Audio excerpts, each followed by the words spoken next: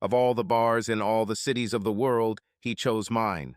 Okay, it's not really my bar, but I go there often after work. It is called Platonov's Place. This was my sanctuary, and I knew Tony, the bartender, well. I certainly didn't need him around. His name was Eugene Whistler. We went to school together. I've seen him a couple of times since then and said hello a couple of times, but I've never wanted to talk to him, that's for sure. I think he's not a bad person, he's just such a loser. At school, he was always teased and bullied because they knew he would never stand up for himself. One day, when we were freshmen in high school, I saw him being pushed around by 3 seniors. I've always hated bullies, so like an idiot, I intervened. I got into the thick of it and hoped that he would at least support me. Naive, he ran like a frightened rabbit. By the time he returned with a teacher, I was already lying on the ground with a broken nose, a plump lip, and 2 black eyes. Now here he is, sitting in my favorite bar. I thought about turning around and just leaving, but Tony saw me and had already put my beer on the counter, right next to Eugene. Horror. Well, my mother taught me to always be polite. "Hey, Eugene, how are you?" I began politely, sitting down. He turned his head to see who was talking to him. He seemed to be crying. "Chase, hi, I just came in for a beer, that's all. What are you doing here?" Same thing, decided to have a cold one in front of the house. I really didn't want to tell him that I come here often. My next question came out before my brain caught up with my mouth. "You look depressed. Is everything okay?" He didn't answer right away, just continued to stare into his glass of beer. I hoped he didn't hear me, but that wasn't the case. My wife is cheating on me, and I don't know what to do about it," he sobbed. "Well, divorce comes to mind real quick, buddy. Are you sure or just suspicious?" "Oh no, no doubt about it. She's with him right now. They kicked me out of the house so they could be alone." I almost choked on my beer. "You're kidding." "Really?" I said with a slight laugh. I looked at him, expecting him to make a joke, but he just continued to look into his glass. "They kicked you out of your house." "Your house?" Ashamed, he nodded. "Yes, same old Eugene. He clearly hasn't learned anything since then. Damn, he's just so annoying. I wondered how anyone could let this happen. This guy needs help, I told myself, but not from me. I wasn't going to get involved this time. Not this time. So, here you are, crying in your beer while your wife and some lover had sex in your house. In your bed, Eugene." "What can I do?" he interrupted, knowing what I was going to say. I just shook my head in disbelief. He not only learned nothing, he became worse. "What do you want to do?" I asked. "I want to go there and kick them both out of the house, but you know I'm not a fighter, Chase. Hell, my wife will laugh at me while he beats me up, and besides, I work for Lisa's dad. One word from her, and I will be fired. Then I will have neither a wife nor a job." "Yes, but you will have something much more valuable," I told him. He looked at me with a questioning expression on his face. "What?" "Self-respect," I said. I was so annoyed by this wimp that I could hardly contain my anger. "Do you know what this is? It's when you walk with your head up. It's when you feel good. Do you feel good now?" He shook his head. "Not really." "Well, what's more important, keeping a wife who doesn't love or respect you, a job that you can't keep without trampling on your own dignity, or the ability to walk down the street with your head held high and look people in the eye?" I was sure that my little inspirational speech would make him get up and go home, but he just sat there. "Yes, that's easy for you to say. People have always looked up to you. You've never been afraid of anyone, and I'm not like you, Chase. I'm not as brave as you. I admit it. I'm a coward. I've been that way all my life. Hell, I've never fought because I've always run away. I don't think there's a big chance I'll suddenly become brave at this point in my life." By then, my blood pressure had almost reached boiling point. What a whiner. I stood up, took a 20 out of my wallet, and threw it on the bar counter. "For both of us," I shouted to Tony. He simply nodded and continued his conversation with some pretty blonde at the other end of the bar. "Come on," I almost screamed, grabbing the idiot by the collar and yanking him out of the bar stool. Wait, wait, Koo, where are we going? I almost got him out the door. To your house. You and I are going to kick their asses, I growled. Oh, Chase, I, I don't think. Shut up, Eugene. Just get in the car and show me where you live. He was so scared along the way that I was afraid he was going to pee on my leather seats. When we got to his house, he reluctantly led me inside. Where is the bedroom? I asked. Oh, up the stairs, down the hall to the left, but... Come on, I growled, grabbing him by the shirt and dragging him along with me. As we reached the second floor, I looked down the hallway. They didn't even bother to close the door. Still holding Eugene by the shirt, I burst into the bedroom. They were so engrossed that they didn't notice us until we got close. Eugene's wife started screaming as I grabbed her lover's hair and pulled him out of her and out of bed. He surprised me a little when he turned around and tried to throw a right punch at my head. The problem was that I was holding him tight, and he couldn't turn around enough to hit me, so his punch landed on my shoulder. I wasn't going to give him a second chance. With Eugene's wife screaming, I twisted him and delivered a strong blow to his solar plexus.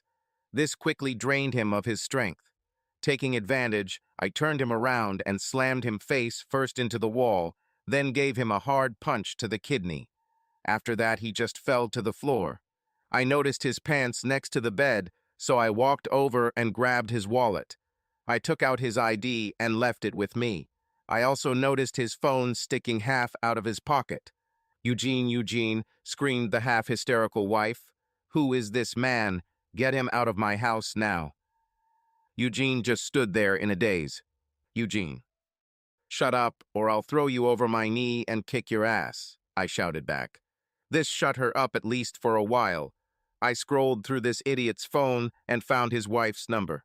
Hello, dear. A pleasant surprise. Mrs. Cutter, it will be a surprise, but I'm afraid it won't be a very pleasant one. Who? Who is this? Why do you have my husband's phone number? Is he okay? Did something happen? I looked at the idiot, who was barely moving. Well, to answer your questions, I am a friend of the man whose wife your husband slept with. I have his phone number because I took it from his pants pocket, which is lying on the floor of my friend's bedroom. He is fine for now, but you better keep him on a short leash, because if I catch him near my friend's wife again, I'll send him to you in pieces. I hung up before she could respond. I found the camera function on my phone and took a photo of Eugene's wife before she could hide her head under the sheet. Took another photo of her lover, who was just beginning to come to his senses, and then sent both photos to Mrs. Cutter. The idiot looked up and saw me with his phone. I think he just realized who I was talking to. What? What did you do? I just sent pictures of you two to your wife, I replied. No, you can't. Please, I have children. It's too late, it's already done. You should have thought about them before you threatened and kicked a man out of his own home to have sex with his wife, I blurted out.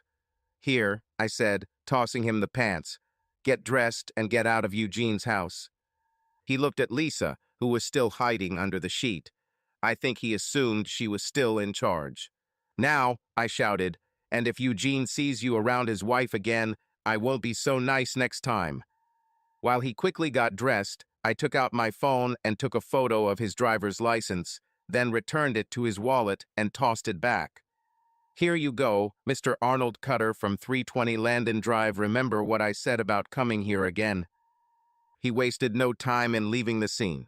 I looked at Eugene, who was still standing next to the bed, as if he had seen a ghost. Okay, Eugene, the rest is up to you. What am I? Of course, I can't do everything for you. You married her, now figure it out for yourself, I said. That's all, cried the witch. I'm calling the police. And what do you tell them? That your husband came home with a friend and found you in bed with another man. Go ahead, maybe the local newspaper will print that in their police report. I see the headline, Grocery Store Owner's Daughter Found in Love Nest. Yes, I recognized her as soon as I saw her. Lisa Schultz, at least that's her maiden name. She was a year younger than us at school.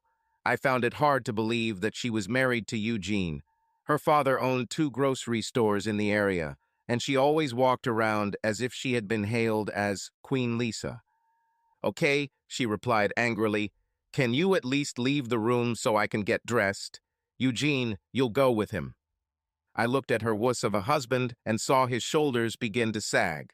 I think he was so used to taking orders that he didn't even realize it.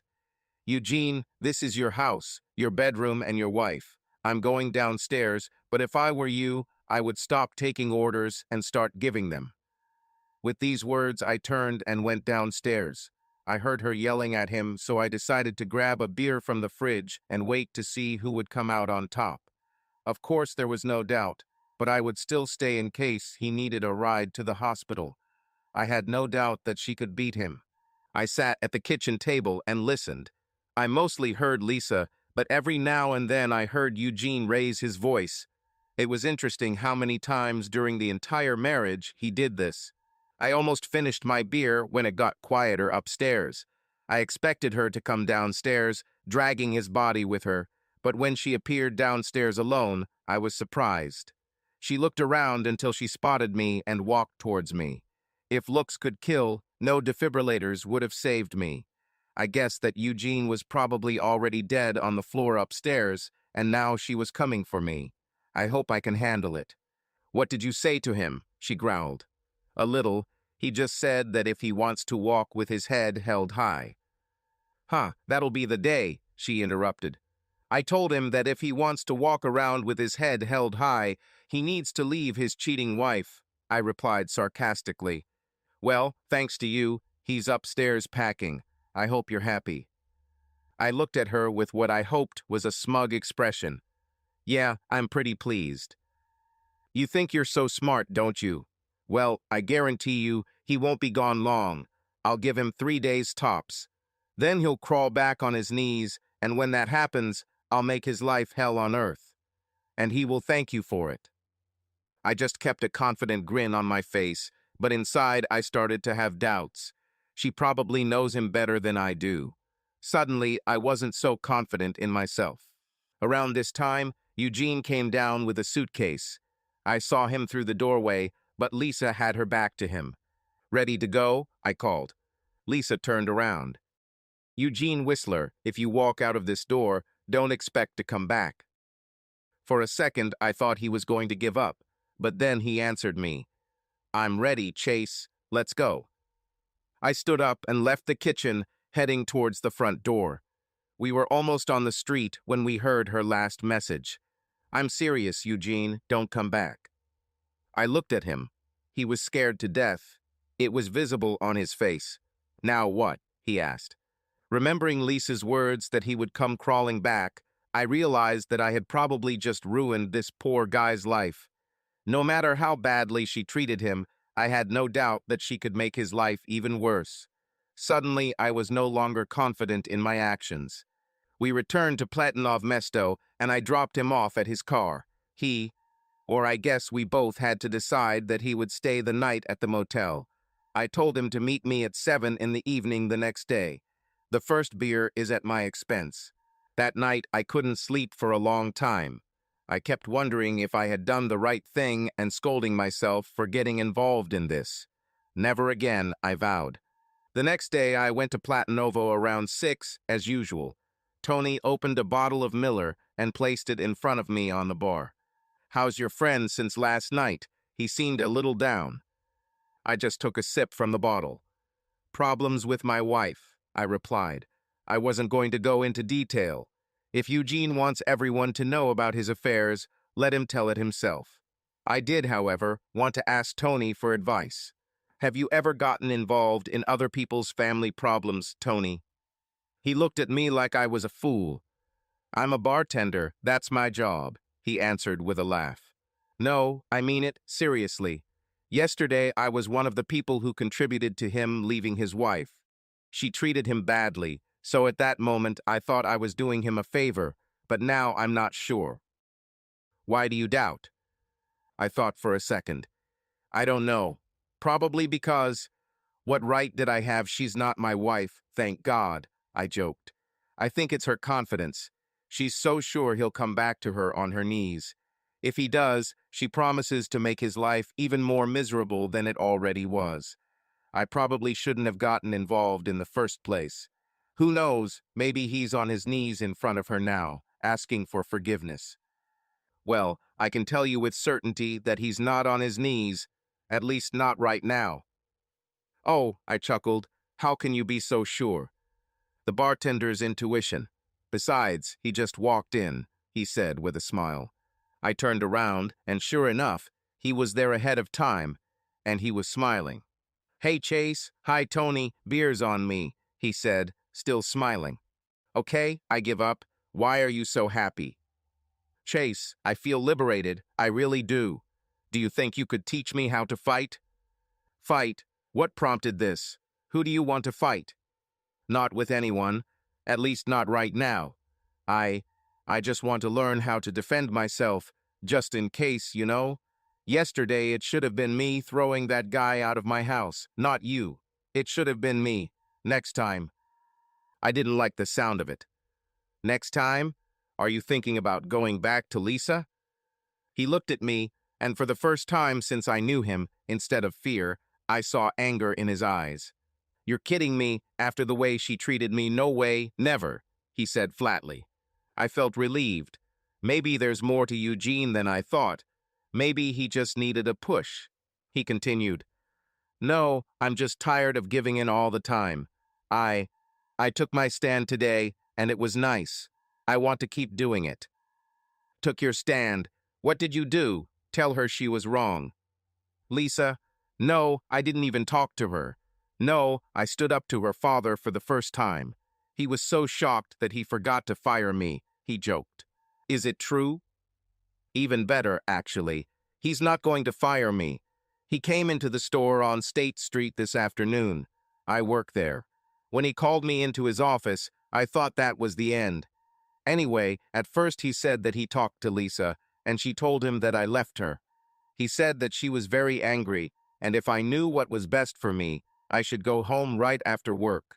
I felt like a little boy being told off, and was about to say, yes, sir, but instead I thought, what would Chase say? He turned his head and looked straight at me with a big smile. Chase, I said, I'm sorry, sir, but that won't happen. She cheated on me all the time, and I won't put up with it anymore. He was so confused that he almost swallowed his cigar. Chase, I can't tell you how nice it was for the first time in my life to stand up to someone. And not to someone, but to my father-in-law. Incredible. This made me chuckle. I never thought of myself as intimidating. Well done, I said. Yeah, and then when I asked him if I was fired, he said no. He said he never interferes in the personal lives of his employees. Chase, I think he even respects me. Before I left his office, he looked at me, smiled, and nodded his head as if he approved. Well, great, Eugene. See how nice it is to earn a little respect. Yes, that's right. Now, how about you teach me how to fight? Eugene, I don't think I'm the one you want to teach you. Hell, I probably lost more fights than he won. There are many places that teach this. There are martial arts schools, self-defense courses, even gyms where you can learn to box. If you want to learn how to fight, you should go to a professional. Yes, maybe you're right, he said. We talked for about an hour before he called Tony to pay for the beer and left. Do you still think you did something wrong? Tony asked. You heard him right? I caught some parts of the conversation. He's over the moon. Yeah, who knows? Maybe he really will turn out to be a normal guy. I looked at my watch. God, I have to go. I have a date with Mel today.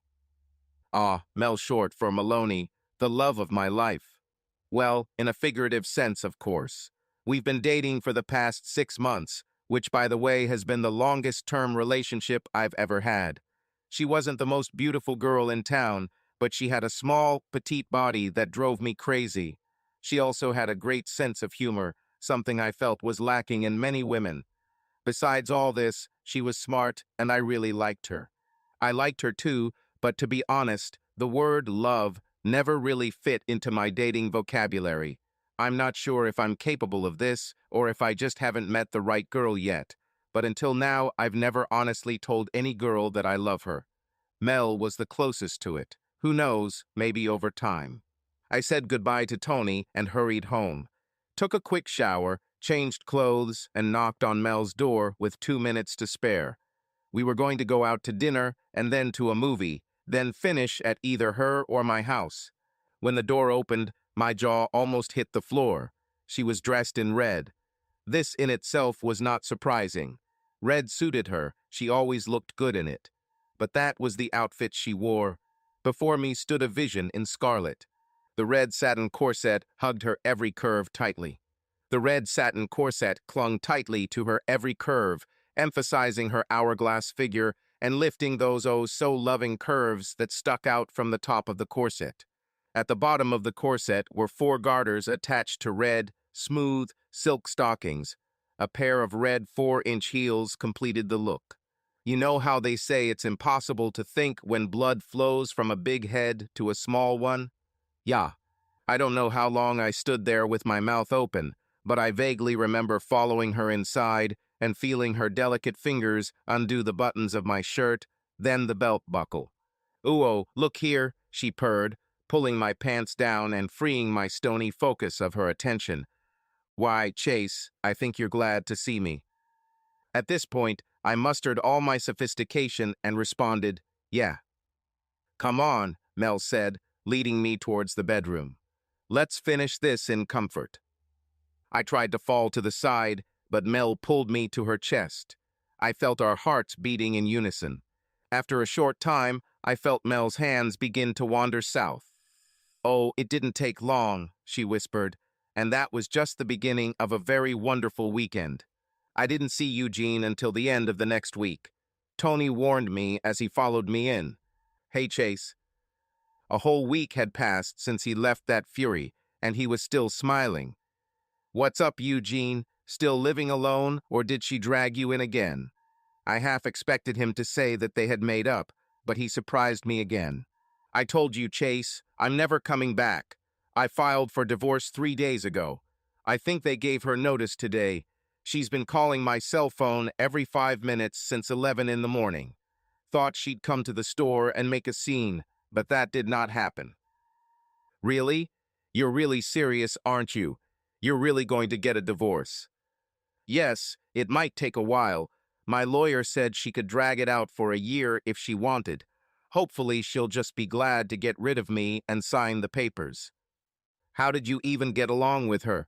She always walked around like a little Miss Arrogance. No offense, Eugene, but you're not what you'd call a good match." I honestly don't know," he said after thinking for a few seconds. "I worked at the store during the summer and after school my senior year. She would often come in and see me. She was nice at first, probably the only girl who was kind to me. Now, looking back, she was probably just looking for someone who can be commanded, and I came up." "Yeah," I muttered under my breath. "So when did she start bringing guys home, or has she always done this?" "No, last week was only the second time she did this. I think she was always cheating on me. She definitely never let me touch her. She kept saying she was going out with the girls and then came back at 1 or 2 in the morning with smeared lipstick, disheveled hair. Half the time her blouse was unbuttoned. If I said anything, she would go on such a tirade that it just wasn't worth it. I knew she wouldn't stop, no matter what I said."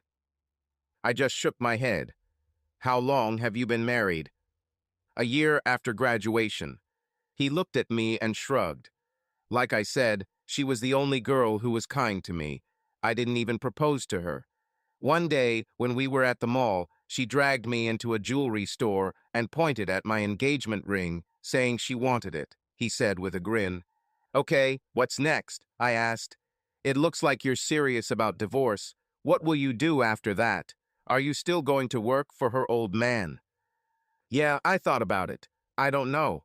Lisa can come into the store and bother me whenever she wants. I I don't know what to do if I leave. I started out as a loader. Mr. Schultz made me a manager when I married Lisa, but I'm still just a warehouse manager. Who would hire someone my age who has been a loader all his life? He was right. Well, maybe you should go into business for yourself? Do you have a hobby or something? Maybe something that can be monetized? He didn't answer. At first, I thought he was trying to think of something he could do, but when he looked around to see who could hear him, I realized he had an idea, but was embarrassed to talk about it. I can't tell you, he said with a sigh. You'll think I'm a coward. You'll think I'm a wimp. Damn, I already thought he was a wuss. I couldn't think of anything that would make him even more of a wuss than I already thought. What? Come on, Eugene, what? Are you collecting lingerie or something? He couldn't look me in the eye. He lowered his head and quickly looked around again to make sure no one was listening. I make dollhouses, he muttered. It took all my self-control not to burst out laughing, but I knew he could see the laughter in my eyes. Yes, I know, he said. I told you you'd think I'm a wuss. But they're really nice, detailed. I made one for the girl next door, and she loves it. I wondered for a second how I ended up sitting next to a guy who was kicked out by his own wife so she could sleep with another man, and who also makes dollhouses. Why did I get involved in this? Why? Which reminds me, do you know anyone who can rent a truck?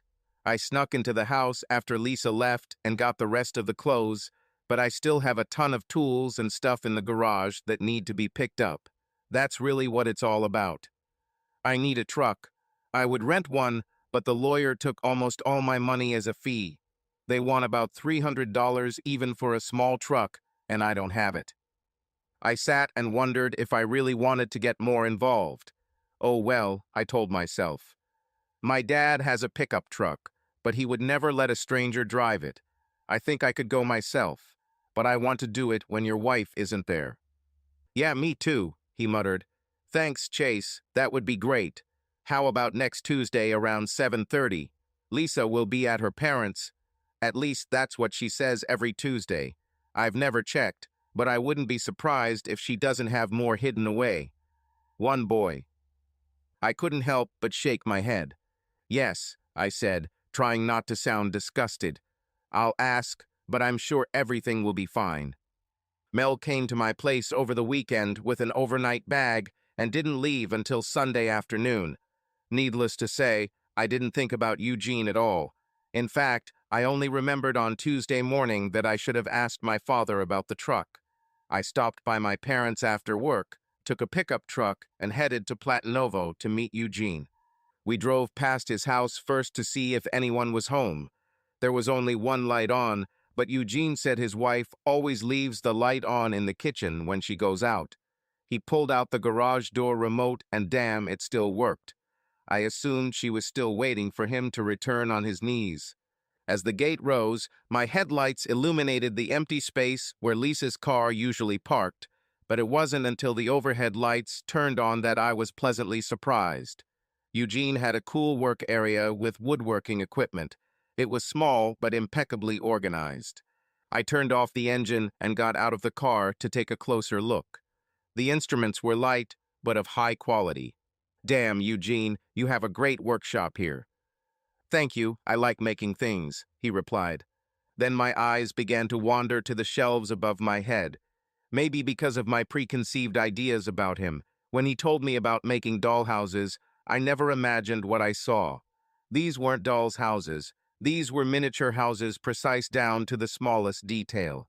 The work would be at the level of the most skilled carpenter or furniture maker. Damn, Eugene, did you really do this with your own hands? Yes, I told you I make dollhouses. Dude, you need to come up with a better name for this than dollhouses. This is incredible, I exclaimed. Thanks, Chase. Lisa always told people that I play with dollhouses. It's nice to see that someone other than me appreciates them. We loaded up his tools, then grabbed a couple of thick blankets to wrap around the dollhouses without damaging them. We drove to the rented storage facility and unloaded, then returned to Platinovo, where Eugene's car was parked. I thought about it. Let's go in for a minute and have one, I suggested. The evening is still young. He agreed, and we headed inside where Tony was already waiting with two cold ones. I know someone who could help you, I told Eugene. My girlfriend, Mel. She has a bachelor's degree in marketing. She could help you develop a marketing plan for these dollhouses. Really? Do you really think I can make money from this? I don't know. They're really beautiful. I don't see any reason why not. How long does it take to make one? Oh, a couple of days, sometimes 3 if it's very difficult, he replied. Okay, don't quit your day job just yet, I warned him. I'll talk to Mel over the weekend and see what she says. We finished our beer and went home. Eugene was still living in a motel, but he was talking about finding a small studio apartment. I had to give him credit. He's held firm so far. Mel called me on Thursday. Sometimes she met with friends on Friday evenings. The next one was just such an evening. I was disappointed because our weekend usually started on Friday night, but it gave me time to come up with a surprise. Last weekend, she showed up at my place with a suitcase and spent the entire weekend with me. A week before, she met me at her place in red lingerie. I had to come up with something for her. Since I wasn't going to see Mel until the next day, I stopped by Platanovo on my way home from work on Friday. Hey, Tony, do you know anyone who has a killer eggs Benedict recipe? This was Mel's favorite breakfast dish, but she was very particular about how they were prepared, so she rarely ordered them. Yes, he answered, I am. Really? I'd like to make them for my girlfriend tomorrow morning, but she's really picky about making them. Absolutely. When they're cooked right, they're delicious, but if you get them wrong, they'll be flat and tasteless. First, you want real Canadian bacon, not ham. The eggs should be cooked so that the yolks are still runny and mixed with the hollandaise sauce, which should be thick and piquant. At the end, the whole thing is garnished with a black olive. I was impressed. Damn, Tony, that's just the way she likes them. You can write the recipe, I'll pay you. You don't have to pay. Call it karma. You help your friend, so I help you. What is it called? Paying it forward. The next morning, I was parked outside Mel's apartment. I checked the grocery bags one more time to make sure I had all the ingredients, and then wondered if I should ring the doorbell yet. I knew she probably wanted to get some sleep after a night out with her friends, but I didn't want to wait too long so she wouldn't have time to eat breakfast. I waited until 8:30 before ringing her doorbell. A minute later, I saw the peephole on the door darken for a second. She hid behind the door when she opened it. When I entered, she closed the door behind me, showing me her favorite girl in only panties. She yawned, covering her mouth with her hand, and her eyes were half open. God, what a sexy look. I put the bags on the floor, walked up, and kissed her. She wrapped her arms around my neck and gave me a sleepy smile. What's taking so long? She purred. I smiled. She truly was wonderful.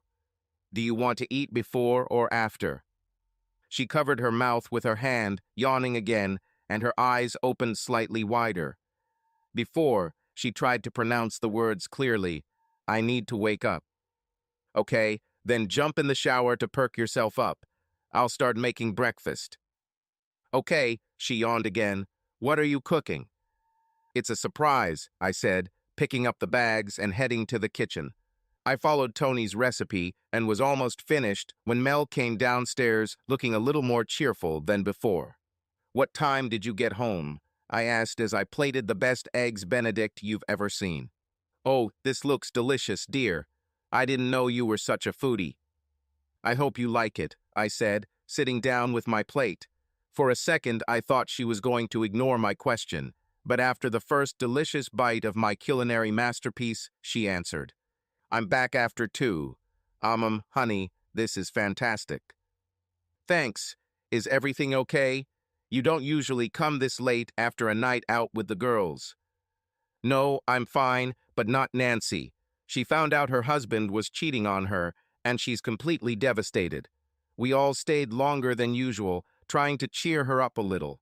I feel so sorry for her. Her world has fallen apart. Is Nancy the tall blonde who has the office behind yours? Yes, she suddenly looked at me. Don't you dare make any plans, my dear. I won't give up whoever makes eggs Benedict like that. I smiled.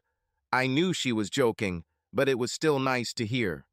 I just wasn't sure who you were talking about. We continued talking about her friend while we ate. Her cheating husband reminded me of Eugene, which reminded me of dollhouses. Honey, sorry for changing the subject, but if I don't ask, I'll forget.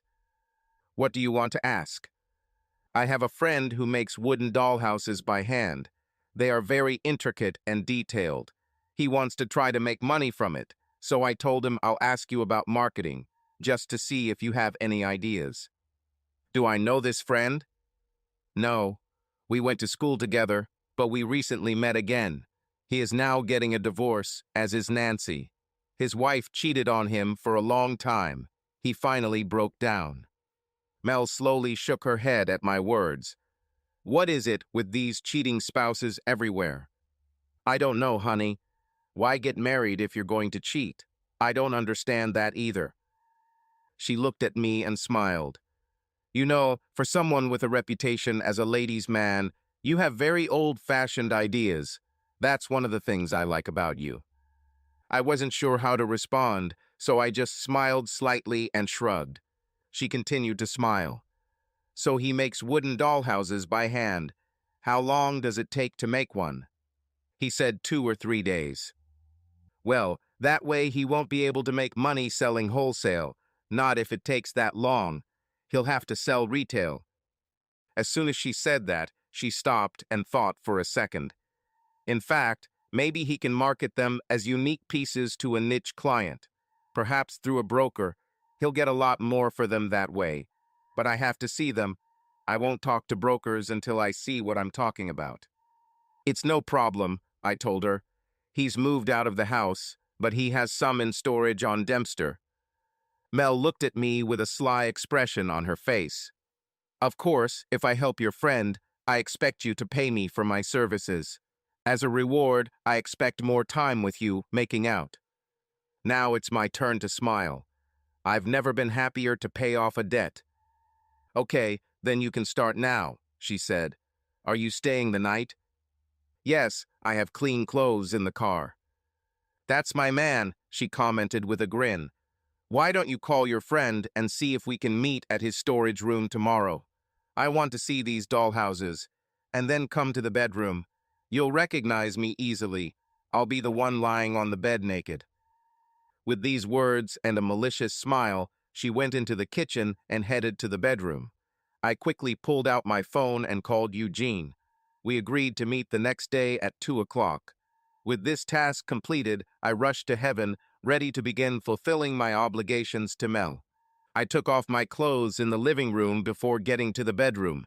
When I walked in, I acted like I was looking for someone. Let's see now, I said out loud.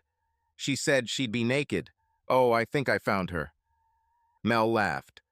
Stop clowning and come here, she said with a big smile.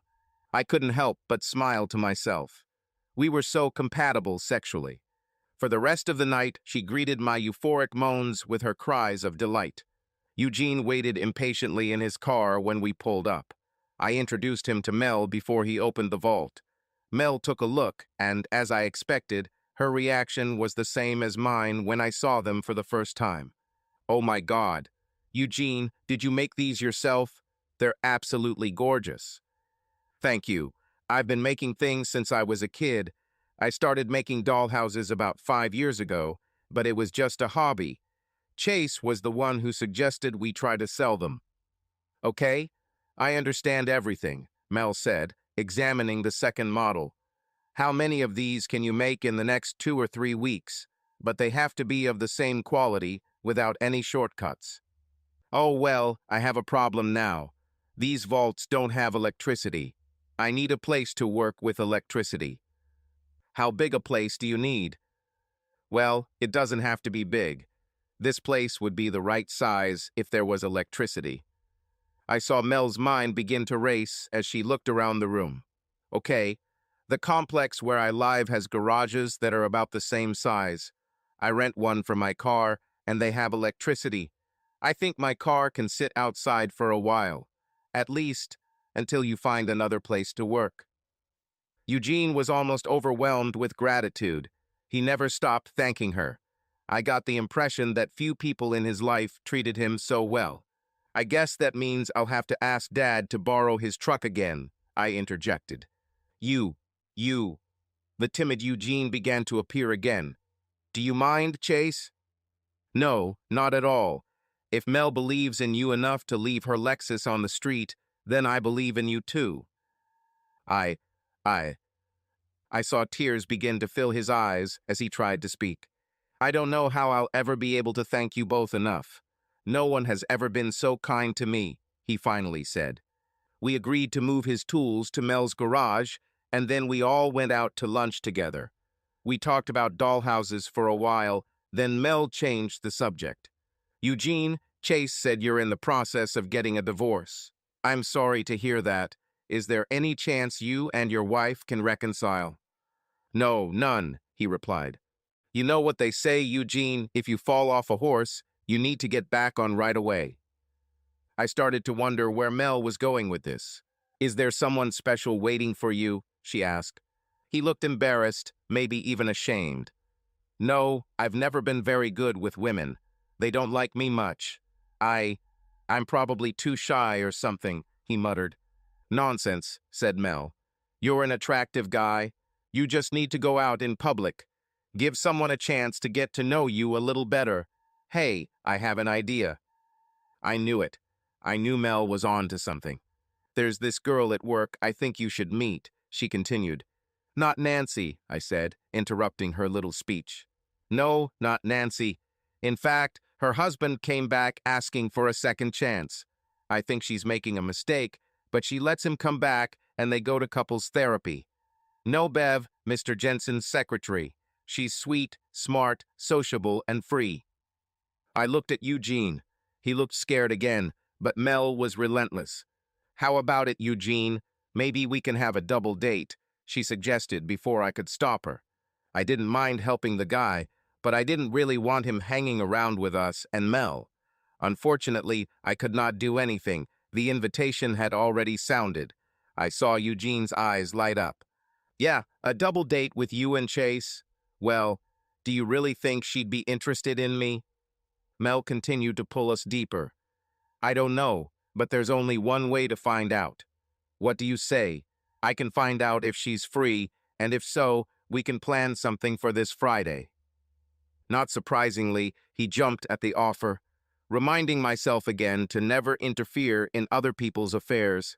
Since I couldn't come over on Friday night due to our double date, I stopped by to chat with Tony on Thursday after work. As soon as I sat down, he handed me a beer with a question. Do you have a new girlfriend?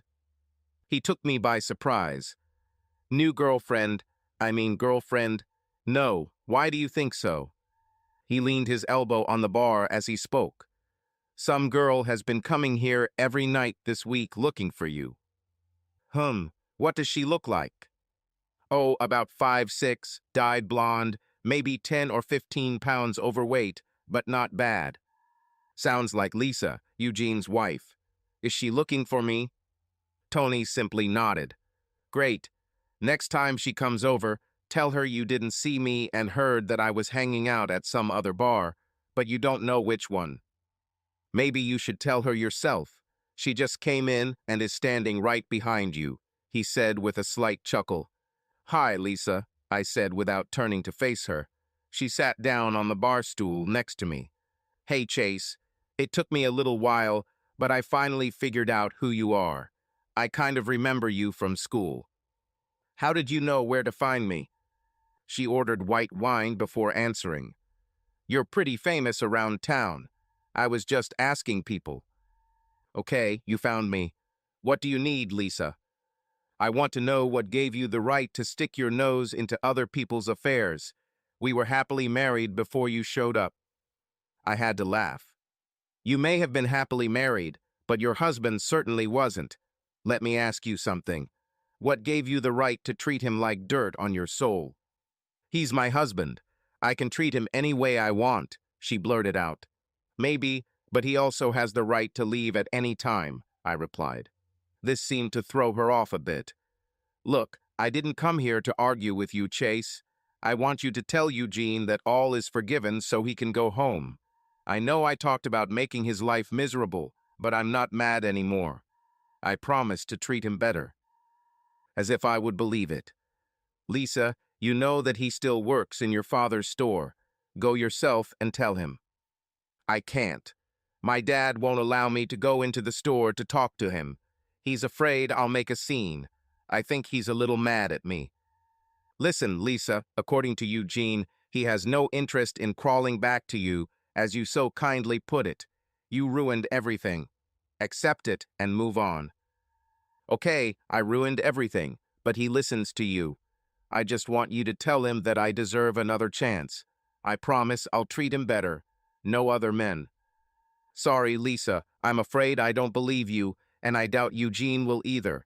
What do you care about anyway? You're daddy's only little girl. You'll always have money. I'm sure there are plenty of guys who would sell theirs. Masculinity for the taste of the sweet life. She sighed and dropped her shoulders. I miss him. I miss having him around me. We should have thought about this before kicking him out. She looked at me with anger in her eyes. He wouldn't have left if it weren't for you. You could have at least said something nice about me. You're wrong, Lisa. All I did was give him a kick in the ass. He would have left you anyway. Eugene is finally starting to find himself. Leave him alone. Go ruin someone else's life.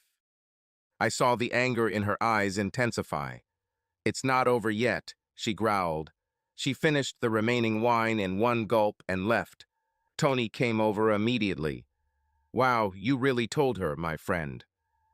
You heard? Oh yeah, I didn't miss a word. Is she really that much of a bitch? Worse, I replied. She was on her best behavior just now, I joked. I stayed, sipped a couple of beers, and talked to Tony until 10, then went home. I always like to go to bed early on Thursday nights, so I have enough energy for the weekend. The next night, we all met at my place. It was a more central location than Mel's. She brought Bev with her. Eugene appeared a couple of minutes later. Being the de facto host, I made everyone a drink so we could sit down and get acquainted before heading into the restaurant. I had seen Bev in Mel's office a couple of times, but didn't know her at all. She seemed a little shy. I could see why Mel thought they would make a good couple. During the conversation, Bev asked Eugene about his dollhouses. Apparently, Mel told her a little about them.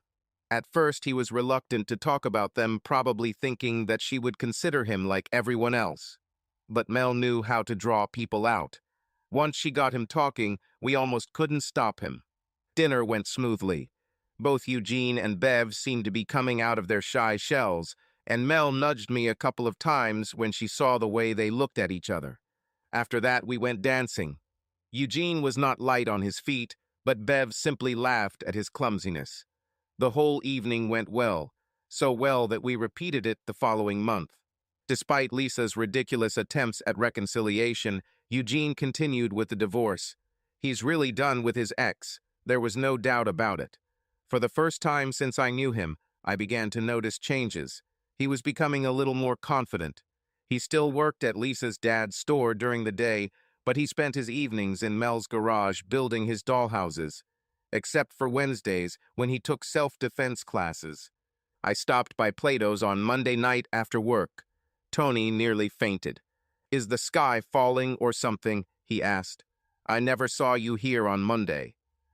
Hi, Tony, I said with a tight smile. No, I'm just a little annoyed. I need a beer and an ear. Beer and ear, I like it, he chuckled. If I ever raise enough money to have my own bar, I'll call it beer and ear, thank you. You're welcome, I muttered. So what's got you so upset? Mel, I just spent the weekend with her, and all she did was talk about Eugene and how talented he is. He makes these wooden dollhouses, and she's going to help him sell them. I love this guy, and I'm glad she's helping him, but damn. At that moment, my phone rang. I looked at the screen and saw that it was Mel. Well, I said to Tony, he's probably calling to apologize. I pressed the button. Hi, beauty. Hey, Chase. Listen, I wanted to call before you make plans for next weekend. I need to get out of town. We're leaving Friday night after work and won't be back until Monday night. We? Who are we? I asked. Eugene and I. We're going to New York to see Jason. He's the guy I told you about when you first asked me to help. The broker. Eugene has built up a pretty good inventory. We're taking 4 different styles of cabins to show him. We have no way to pack them safely for the flight, so we have to travel there and back by car. I didn't know anything about marketing, but I couldn't understand why they had to travel so far to find someone to sell these things. Okay, what could I say? I knew she was good at her job, and I could hear the excitement in her voice. Plus, I was the one who suggested getting Mel involved from the start. Okay, maybe we can meet sometime this week? Perhaps, but we'll have to make do with the situation. I'm still in talks with Jason, depending on his agreement to work with Eugene, and we still need to get settled in New York while we're there. There's a lot to do, so I can't promise. I was really starting to regret getting Mel involved. How about I call you on Wednesday after work? It'll do, honey, but remember, I don't promise anything. Yes, I understand, I replied. Apparently Mel didn't hear the note of anger in my voice, or if she did, she didn't say anything. We said goodbye and hung up. Tony stood just a few feet away, washing glasses. Bad news? Yeah, sort of. Mel has to go to New York for the weekend. That's sad. Hey, I know a bubbly blonde who's looking for company if you need company. I chuckled. We never talked about it directly, but Mel and I had an understanding almost from the beginning. I haven't dated anyone else since we started dating, and I know she's been faithful to me too. No thanks, Tony. I appreciate your concern. I think I can get through one day off. But tell you what, I know I've said it before, but this time I really mean it. If you ever see me interfering in other people's affairs again, promise me you'll throw me out of the bar. He looked up, as if considering my words. This could be fun. Okay, I promise, he said easily. Wednesday turned out to be a really lousy day at work. Plus, Mel wasn't answering her phone, so when I got home, I was in a very bad mood.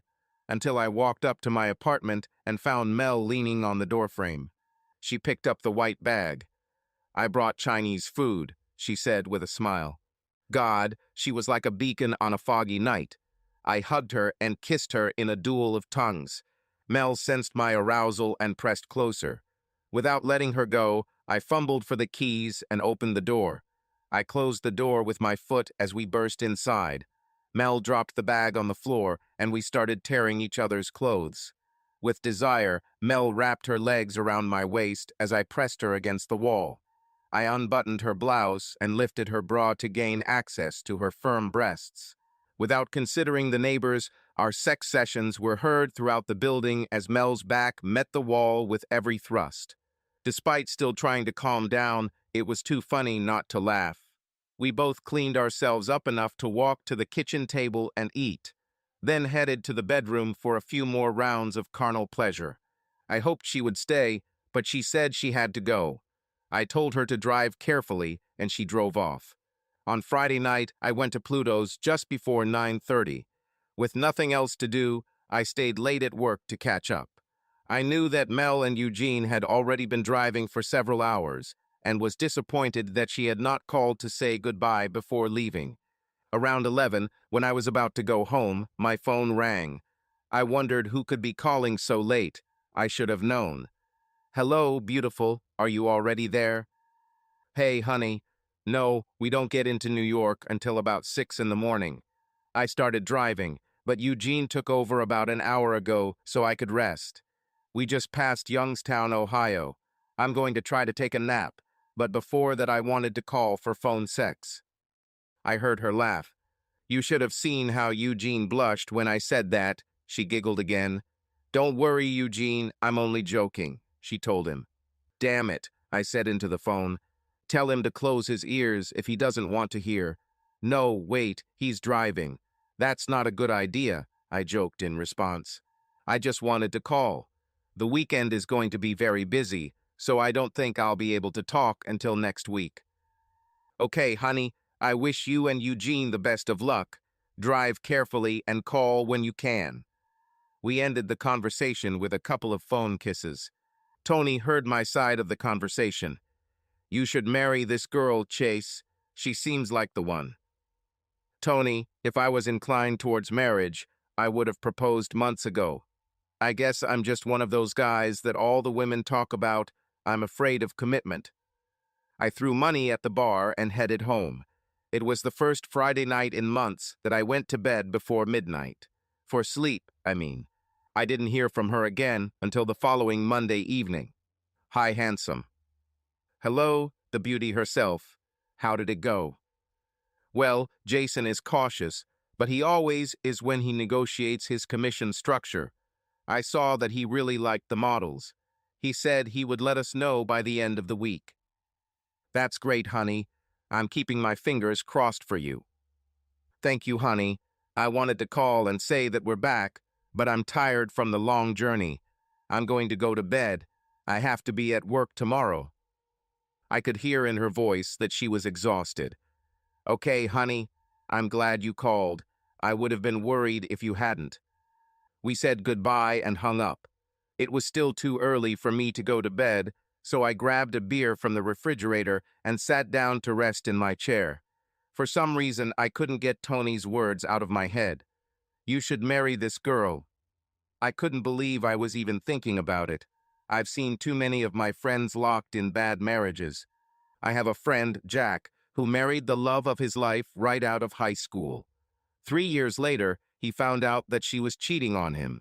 He went looking for the bastard she slept with and found him in a bar on the other side of town.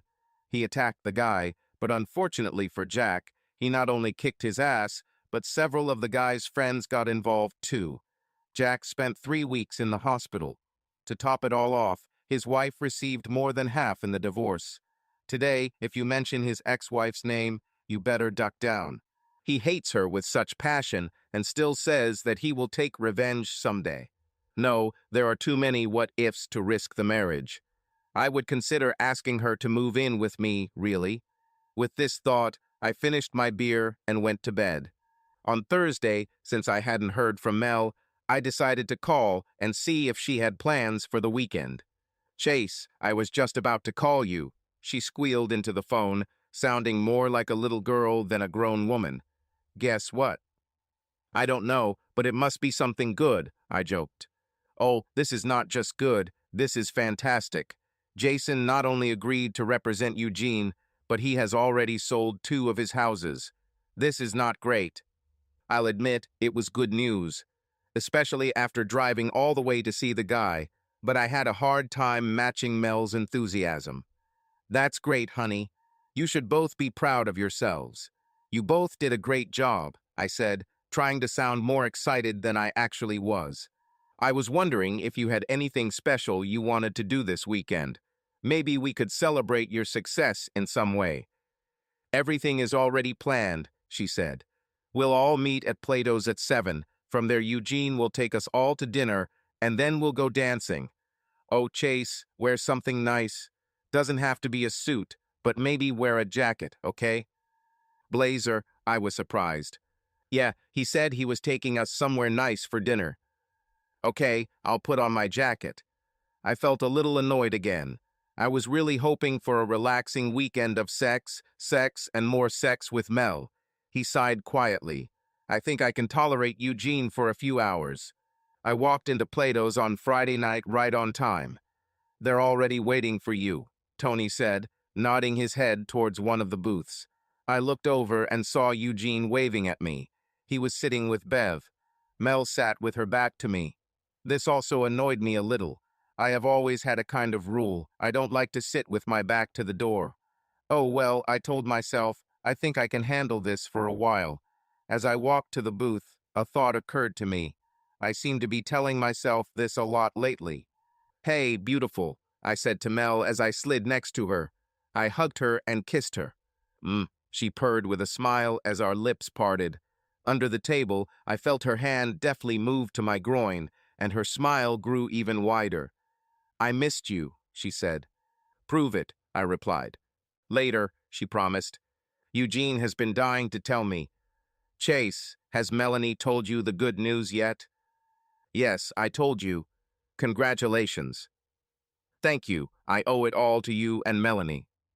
It was strange to hear someone call Mel by her full name. Almost no one did this. I looked at her. Melanie? Yes, she answered. On the way to New York, he asked what chalk is short for. I like the name Melanie, so I asked if she minded if I called her that, Eugene added. I said I wouldn't mind if he didn't mind if I called him Gene, Mel said. I thought it was funny. Okay, so we'll use your full name and shorten it, I said with a grin. At that moment, I noticed Eugene glancing towards the bar. This was the second or third time I noticed this. Is there something wrong? I asked. No, he answered, not very convincingly. Bev noticed it too. Do you know them? She asked. I turned my head to see who she was talking about. There was a guy and a girl sitting at the bar. The guy seemed vaguely familiar, but he blocked the view of the girl. Did he study with us? Yes, Jin answered. He was a year older than us. He walked in with Lisa as soon as you sat down. Lisa. Yes, you probably can't see her, but she's sitting on the other side of him. I saw the guy looking at us and chuckling. I saw that it was indeed Lisa as she leaned forward and looked in our direction, laughing. They were clearly making Eugene the source of their amusement. You want Tony to kick them out? I asked. No, I don't care who she's sleeping with now. Although, to be honest, I thought she had better taste than him. Tony was pretty busy, so he wasn't paying attention when they stood up and walked towards us. I started to get up, but Eugene said he could handle it himself. I sat wary as they approached our booth in case they needed to intervene. They both stood next to Eugene and loomed over him. Eugene looked up and greeted, Hi, Pete, Lisa. Well, if it's not Eugene, Pete drawled, drawing out the name probably the same way he did at school. Some people just never grow up. Lisa looked at Bev.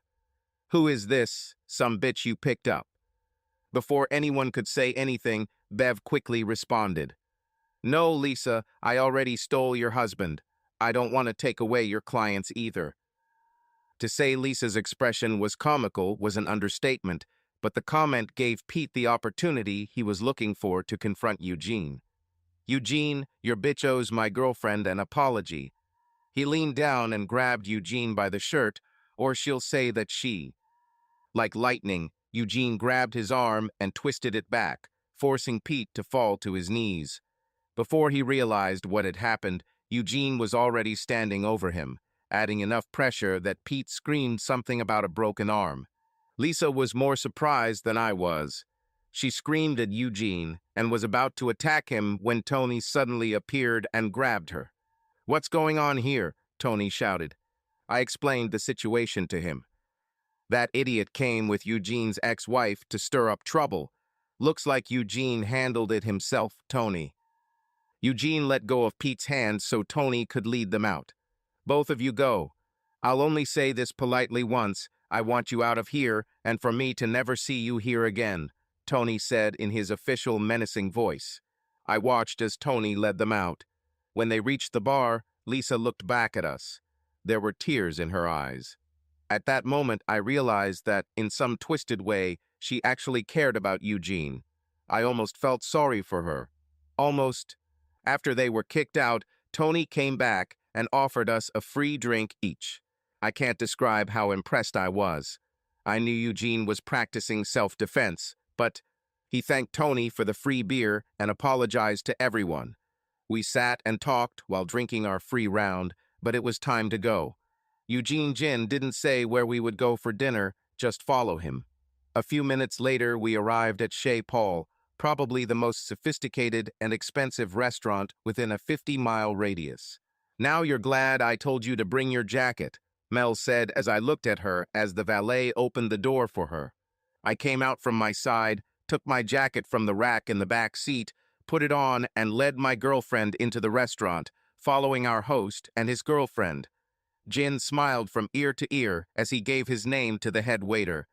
We were shown to our table and Jean received a wine list. He handed it to me, saying that he didn't know much about wines and asked me to choose a good one. I felt a little uneasy about the prices. I thought I'd have to get my credit card out before the end of the evening. When we finished, everyone agreed that Chez Paul lived up to its reputation. The bill arrived in a small black leather folder, which our waiter discreetly placed in front of our host. I was a little nervous for Eugene. With a bottle of wine and dessert, I roughly estimated that the bill would be around $350. I thought about how to offer to help him pay, but before I could figure out how to call him aside, he pulled 4 fresh $100 bills from his wallet, put them in a folder, and handed them back to the waiter, saying that he didn't need change. Okay, again, I was impressed. From there, we went to Spigot, a more upscale dance club. The people who went there usually knew how to dance. I could take care of myself, but again, I was worried about Jean. Sometime after we were seated at the table and ordered drinks, I asked Mel to dance. As we headed towards the dance floor, I heard Jean ask Bev to dance. As we danced, I noticed Mel looking at them with a small smile. I looked over and saw Jean gliding across the dance floor with Bev in his arms. This was my third surprise of the night. Mel noticed the expression on my face. I gave him some dance lessons, she told me. He seemed to be a good student, I replied. The night went on, and we spent less time on the dance floor and more time at the table talking. Jean began telling us about his plans to quit his job and rent a space where he could build dollhouses full-time. I was happy for him, but it sounded like he was acting too hastily and could quickly find himself in financial trouble. I decided to try to bring him back to earth. Jean, I'm happy for you, but maybe you should reconsider quitting your job, at least for a while. What if this guy doesn't sell anymore? I was surprised that Mel, usually a pretty sensible girl, supported his plans. Jason already has orders, she informed me. Okay? Anyway, you said you could only do 3 a week, right? And according to Mel, this guy takes a pretty good share of the pie. Jin looked serious and looked at Mel. I didn't tell him everything, she said. He has no idea. Jin looked at me again. Jason isn't your average wholesaler. He is a broker who sells things to some of the richest people in the world. The 2 dollhouses he sold went to some sheikh in the Middle East who owns a bunch of oil wells. The guy bought them for his 2 daughters. He paid $20,000 each. I was just taking a sip from the bottle. When I heard $20,000 each, I coughed, spilling the beer through my nose in a humiliating stream of snot and hops. Mel started patting me on the back as I grabbed a napkin. Are you okay? She asked with a slight chuckle in her voice. I was still coughing and couldn't respond except to nod my head. It was so awkward. I knew everyone was looking at me, so I excused myself and went to the toilet.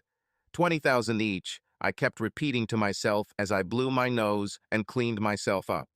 It looks like the waitress came and cleared the table while I was in the restroom. I apologized when I returned to my seat. Sorry, Chase. I should have said it more tactfully. I knew you had no idea how much I was paid, he said. No, it's okay, I assured him. I think congratulations are really in order. He already has orders for 4 more, but I need to make custom containers for each one so they can be shipped overseas safely. I'm working on them now. Jason receives the orders, and I send them straight to the client. I get paid via bank transfer. Translation before sending. All this was agreed upon by Melanie. She is truly something special, he said, looking at her gratefully. I knew my girlfriend was good at her job, but I never thought she was this good.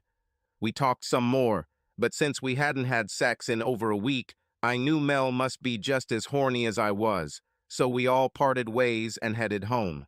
I assumed Jean and Bev would be doing the same thing Mel and I were doing before the night was over. Good for him, I thought. On a scale of 1 to 10, sex with Mel was always a 9.5, but that night it was off the scale. Whether it was the thrill of a job well done or simply abstaining from sex, I didn't care. She was insatiable. We've done this in every position known to man and come up with a few of our own. Dawn was already approaching when we ran out of gas. Mel loves post-coital cuddles, and I can't say I don't enjoy it especially with her. As we lay there hugging each other, Eugene's revelation came back into my head. 20,000, I muttered, barely above a whisper. I heard Mel giggle and felt her nod as she leaned against my chest. Yes, 20,000. Jason gets 50% of it. Wow, really? 50% just for mediation. He's more than just a middleman, Chase. He and a few others are legends in my business. They're the James Bond of marketing, self-employed scoundrels who work with an exclusively select clientele. I met him a couple of years ago at a conference downtown. We became friends, and I spent the night with him. Suddenly, my whole body tensed. Mel felt it and looked at me. I think my face showed concern because she immediately knew what I was thinking. No, I didn't sleep with him in New York, she said. I stayed with him for 2 nights at a conference, but that was over 2 years ago before I met you, and I haven't seen him since until last week. And it was purely for business. Knowing that she had just relieved my anxiety, she continued. Anyway, usually Jason works for a buyer. Some Maharaja somewhere decides he wants a new yacht or private jet, so he calls Jason, gives all the specs and says what he wants, and Jason starts looking for an exact match. He earned up to $1 million on one deal. Damn it, if he makes so much money on big deals, why is he messing around with 10,000 dollhouses? Because big deals don't happen every day. The people he works with must always have the best that money can buy, and they're willing to pay big money for it, whatever it is. When the rumors about dollhouses sell out, he'll just sit there and take orders. He'll sell hundreds, maybe thousands, before his customers move on to something else. Jesus, Jean will be provided for life? And you? Will you get anything out of all this? Well, I wasn't going to take anything. I was doing it as a favor to you, but Jean insists that you and I both get a small share in the company. He wants to give me 10 shares. He's going to give you 2. Don't tell him what I said, however. He wants to tell you himself. Shares? Does he already have a company with shares? Yeah, well, we needed to find a way to make sure his ex couldn't claim anything until the divorce was final. We told Jason, and he showed us how to do it. We formed a corporation and registered it in Delaware. It's one of the states with the most lenient corporate regulations in the country. Then the corporation issued 200 shares.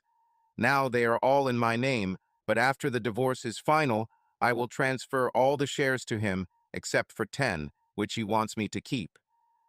Wow, you've really been busy, haven't you? Yeah, that's why I couldn't call you. We didn't have a moment to ourselves the entire time we were there. Well, it's nice of Gene to offer me shares, but I won't take his money. Tell him to add my shares to yours. You're the one who worked for it, not me. You'll have to negotiate with Jin, honey. He was pretty insistent that you get something for all your help. As it turns out, Gene caught me at Plato's a few nights later. He proposed and gave me a hard time when I refused. After some negotiations, we agreed on a plan he would buy beer from then on. He didn't like it too much, but I could live with it. Gene called Tony over and told him that all my beers would be on him from now on, and then he ordered another one for both of us. After the first sip, he began the second topic of conversation. Would you believe it? Lisa came to the motel to apologize for that evening. Honestly, it doesn't surprise me. She already looked like she regretted what happened when Tony kicked them out that night. What did she say? Well, it looks like she had a serious talk with her father. Somehow he had to find out about what happened. She said he was furious. She said he told her off pretty bad. He said he was disappointed in her. It hurts. He's everything to her. I think he finally made her realize how she treats people how she treated me. He sighed. Chase, she was crying. Real tears. I'd never seen her cry before. She was literally begging for another chance. Are you going to do this? I asked him. No, it's too late. Too much water has passed under the bridge. I don't believe anyone can change so quickly and completely. I'll always wait for old Lisa to come back. Every time she goes somewhere, I'll think that she's dating some guy. He took another sip and continued. No, but who knows, maybe she will respect her next husband. Over the next few months, everything went as usual. Lisa is a thing of the past. The divorce was finalized, and she had no claims against Jean's new business. For him, money flowed like a river, which meant Mel was making a lot of money. As for me, I had a good job, I drove a new car, and lived in a nice apartment. That was enough for me. I was proud of what I had because I worked for it. Everything I needed or wanted I could get myself. The free beer was nice, of course. Then Mel called. She sounded concerned and said we needed to talk, but didn't explain what. I agreed to meet her after work at Plato's. I arrived a couple of minutes before her and ordered 2 beers, which were already in front of me when she entered. I moved over so she could sit next to me, but she chose to sit opposite me. "Hi," she said with a nervous smile as she picked up her Miller's Light. "Hi, honey," I replied, debating whether I should smile or not. I started to get nervous. Something was definitely wrong. Mel couldn't look me in the eye. She fidgeted with her napkin nervously as she began to speak. "Chase, there's no easy way." I was so focused on figuring out what was going on that I didn't even notice Jin came in until he was standing right next to us. Mel and I looked at him at the same time. Mel spoke immediately. "What are you doing here?" I said I could handle it myself, she said with some irritation in her voice. "Did you really think I'd let you meet him alone?" he answered. Mel moved over and Jin sat down next to her. It didn't seem right to me. Mel should be sitting next to me, not him. It didn't take a genius to figure out what would happen next. I couldn't keep the anger out of my voice. "Are you two cheating on me behind my back?" I growled.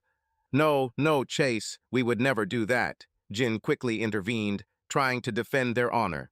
"But we talked, Chase," Mel added. We want to try to build a relationship together."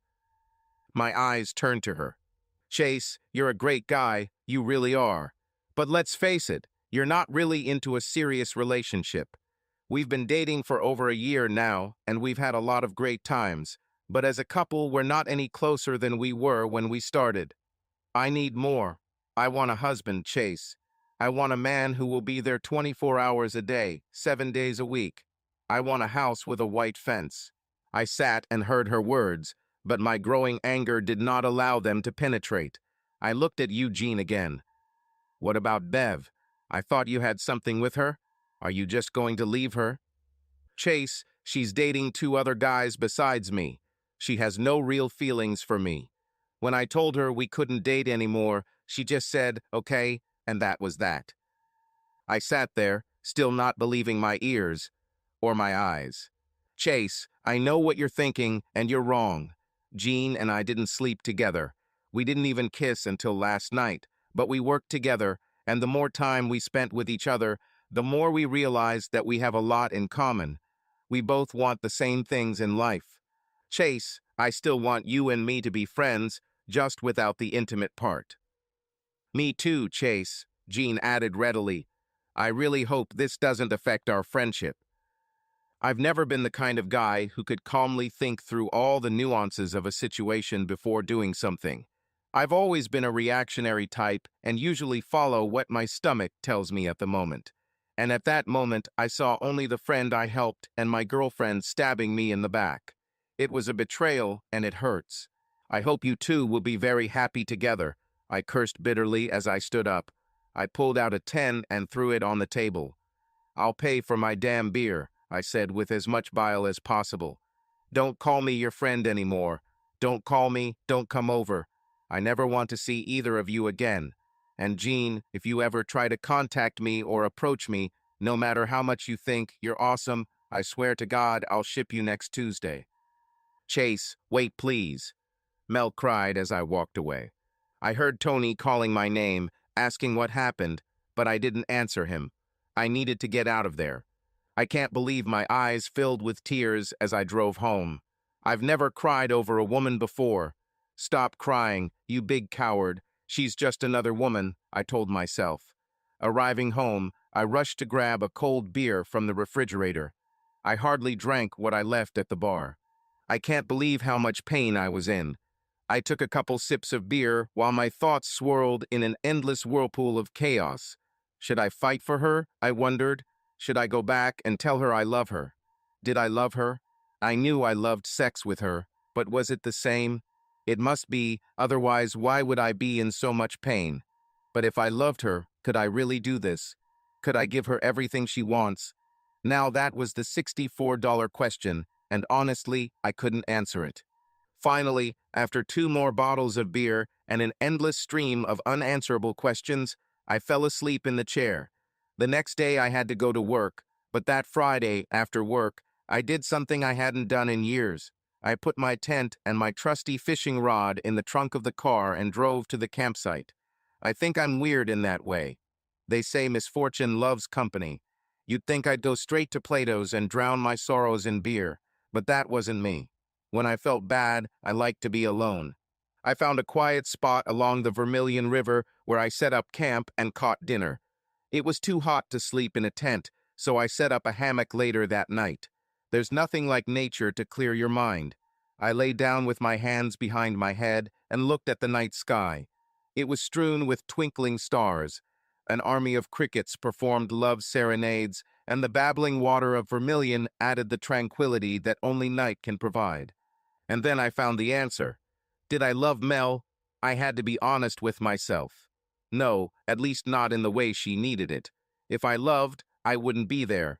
I would be right next to her, fighting with all my might to hold her. No, she was right. It still felt like a betrayal. Maybe because I was the one who brought them together in the first place, I don't know. There is nothing better than the loss of a girl to make a person think about his inner world. Maybe I mellowed out because the thought of actually marrying someone no longer sent shivers down my spine. Mel was the closest I've ever come to falling in love. This told me that perhaps there was someone there, someone I will fight to keep for the rest of my life. It was almost 2 months before I walked into Plato's again. I don't know why it took so long. I guess I just didn't want to go back to the crime scene. Tony looked shocked when I walked in. God, you're still alive. I've already given up hope, he said, putting down my usual drink. No, I'm still here, I just wasn't feeling very social, I guess. Yeah, I get it. I'd be mad too. If it's any consolation, Mel cried all night after you left. I knew Tony was trying to support me, but it didn't help. No, it's not. She was right, Tony. Mel wants a fulfilling family life, and she knew I would never give it to her. We were so damn good in bed together, and it's hard to let go. I saw Tony grin. I knew you would come to your senses, he said. She's come here a couple of times since then. Yes? Are they still together? As far as I know. She asked me if I thought you'd ever forgive her. What did you say to her? That it was a blow, that I'm sure you felt betrayed, especially by Eugene. But I also told her that in time, when the pain subsided, you would look at it from a rational point of view, that you would understand that they didn't do this to offend you. Then I told her what she already knew, that you are a man of honor, and I am sure that you will not only forgive them, but one day they will be able to call you friend again. I have to admit, you made me worry when you stopped coming. I started to doubt my judgment. You're a smart guy, Tony. I just needed time to be alone. I wasn't ready to share my sadness with anyone, not even you. So if I see Mel again, can I tell her that you forgave her? I know it means a lot to her. I thought for a few seconds before answering. For a moment, I considered letting it hang a little longer. Then I reproached myself for having such a thought. Yes, tell me. He chuckled again. You're a good person, Chase. I think he thought the Mel and Eugene topic was over because he leaned his elbows on the bar in front of me and rested his chin on his hands. Now, he said, since I haven't seen you for a long time, who are you sleeping with now? I laughed at his bluntness. Not with anyone, Tony, not with anyone. I really need to get back on track. My self-imposed exile ends tonight, I stated, slamming my fist on the bar for emphasis. By the end of the next week, I had a date with Charlene, a cute girl I met at the grocery store. Unfortunately, she wasn't to my taste. She wanted to talk all the time, even during sex. After Charlene, there was Sandy, then Michelle and Eva, and then Carol. Carol was insatiable. She came to me 3 or 4 times a week to squeeze every drop of love out of me, and then leave me for dead. Ah, but what death! It's been 7 months since the night Mel and Eugene made their announcement. I was sitting on my usual bar stool, listening to Tony talk about opening his own bar one day, when he looked behind me and went silent. I turned around. His shoulders no longer sagged. He stood straight and carried himself not with arrogance, but with confidence. He sat down next to me. "The beer's on me, Tony." I forgave Mel, but with Eugene everything was not so simple. I said nothing as I sat there deciding what to do. "I saw your car in the parking lot when I drove by," he said. "Well done," I replied, looking straight ahead. "Mel said you forgave her. I guess that doesn't apply to me, huh?" I didn't say anything. I love her, Chase, and she loves me. I was still silent. "I'm sorry, Chase. I'm really sorry. I'm sorry it was Mel. I wish it was someone else because I know you care about her, but would you marry her? You were ready to spend your whole life with her, give her children and a home. I guess we'll never know, huh?" I blurted out. Yes, I acted like a jerk. I did not care. Oh, I have no doubt that someday I will wish them a happy life. But for now, I need to get it out of my system. I heard him sigh. "When Mel said you were in a forgiving mood, I prayed that it would apply to me too. You were the only true friend I've ever had. We're getting married next May," he said, taking something out of his wallet. "My number is on the card," he said, throwing the card on the bar. "I know you'll think I'm being cocky, but I hope you'll be my best man." This surprised me. I looked into his face and saw that tears were flowing from his eyes. "I hope between now and then you'll forgive me, Chase." With these words, he headed towards the exit, wiping away his tears. Tony didn't say anything. He just walked up looking at me. "I guess you think I should do this?" I asked. "Hey, it's not my decision," he said. "You know, I almost wish they'd slept with each other behind my back. Then I'd have the right to hold a grudge. But they didn't. They were honest and came to me before doing anything." "Uh-huh," Tony confirmed. I picked up the card. "I'll think about it, okay?" Tony smiled as if he knew something I didn't already know. "I'll tell you one thing, however. I know I've said it 1,000,000 times, but I've never been more sincere than I am now. I will never again interfere in other people's affairs." Before I could finish the thought, we both heard a woman's voice loudly asking someone, "Let go." I looked in the direction of the noise and saw a woman trying to free herself from a man who was tightly holding her wrist. She shook her hand, trying to escape, but to no avail. "Hey!" I shouted, rushing in their direction. "Let her go." I was impressed by the photos. I don't look that bad in a tuxedo. Yes, you guessed it. I agreed to be Gene's best man. He was, of course, nervous at the reception when I stood up to make a speech. You're probably wondering what happened that night at Plato's.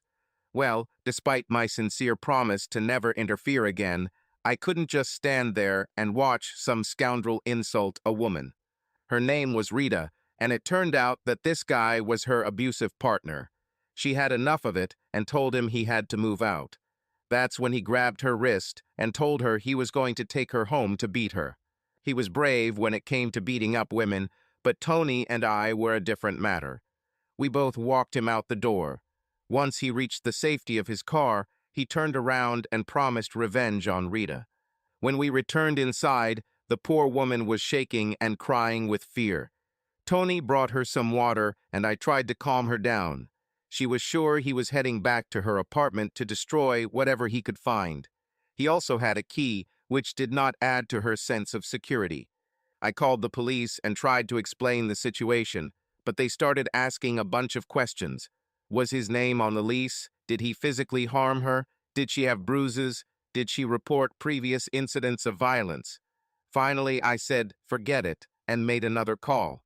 Gene met us at the door of Rita's apartment. As soon as we walked in, we heard this bastard smashing something in the bedroom. Rita stayed in the living room while Gene and I went to see what was going on. We found him tearing her clothes with a knife. As we approached, he turned around with a knife at us, but before I could react, Gene did a sort of Steven Seagal impersonation, flipping the guy over his shoulder and nearly breaking his wrist, disarming him. I remember thinking, I need to find out about those classes he's taking.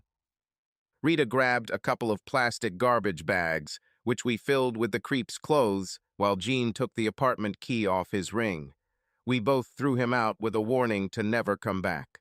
Although everything seemed to be over, the stress was more than the beautiful red-haired girl could bear. She burst into tears and admitted that she was still afraid of his return. She didn't have the money for a motel, so of course, being the good Samaritan I am, I offered her my guest room until things were sorted out. That was almost a year ago, and she's still there. It might be worth clarifying. By still there, I don't mean she's still in the guest room. After the first couple of months, we decided that she should move her clothes into my bedroom. For the first time in my life, no matter what day of the week, I fell asleep and woke up the next morning with a woman hugging me. A woman I care about. A woman I'm falling in love with.